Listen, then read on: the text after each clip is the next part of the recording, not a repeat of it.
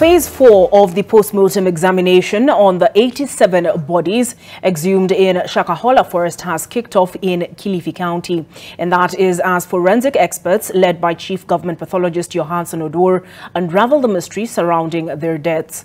According to reports released by detectives, most of the bodies have badly decomposed and might need advanced procedures to ascertain cause of death. NTV's Kevin Mutai interrogates the state of the mass killings in Chakama Ranch and why the government is taking too long to prosecute the suspects, including the cult leader Paul Mackenzie, who is still in remand. The autopsy report on the 10 bodies examined at the Malindi Sub-County Hospital morgue during the fourth phase of the postmortem examinations reveals the cause of death for the victims of the Shakahola massacre. About 4 of them died because of starvation, but 6 of them we were unable to establish, the reason being that they were decomposed to a level that we were unable to get anything meaningful. Some of the bodies are in a bad shape and only skeletons were availed for the autopsy. Majority of them were children. 9 were children while 1 was an adult. So far, more than 95 victims of the deadly Shakahola cult have been rescued, but the state will continue detaining some of them after it emerged that they have crucial information that will help in prosecuting the main suspects. On Monday, the prosecution told Shanzu Principal Magistrate Joe Omido that the evidence gathered is directly linking some of them to the crimes committed in Shakahola, thus the need to hold them at Shimolatewa prison for their interrogation. This application will come for another mention next week, with the prosecution targeting a request of 30 days to hold the victims. The Ministry of Interior also says there is need for them to undergo trauma counseling before their reintegration back to the society.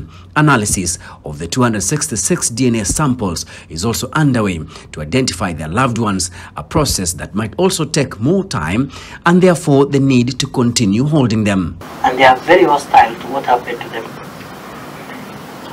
So we will hold them for a while before we release them, to stabilize them, to give us information, and we will not punish. We will not punish them. Some of the things are secondary. Those who have been able to identify their relatives are at 20, and those reported missing, the desk is a bit quiet. We are still at 613. The controversial preacher Paul Mackenzie is still in lawful custody, more than 3 months since he was arrested. While appearing before the Senate committee probing the deadly cult a week ago, Interior Cabinet Secretary Kithure Kindiki said that among the charges likely to be preferred against the suspects will be radicalization under Section 12 of the Terrorism Prevention Act. I have said, and I have made the ODPP, because this matter, unlike all other matters, this is a national security matter. I have told the ODPP, we must win this case. We can't lose. We must win this case. We must win. If we lose this one, I don't know what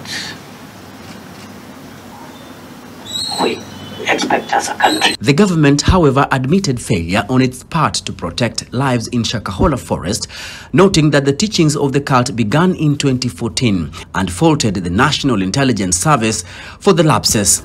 Mackenzie was first charged under a case number 182/2017 for the offense of offering basic education in an unregistered institution, contrary to Section 76 and 92 of the Basic Education Act.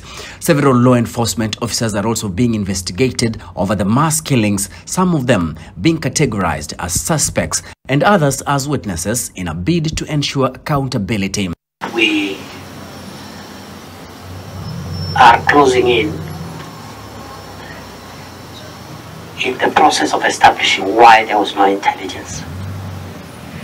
Reports were made by Kenyans, but there was no intelligence, I can confirm. Especially the very delicate parts where our people had started getting killed.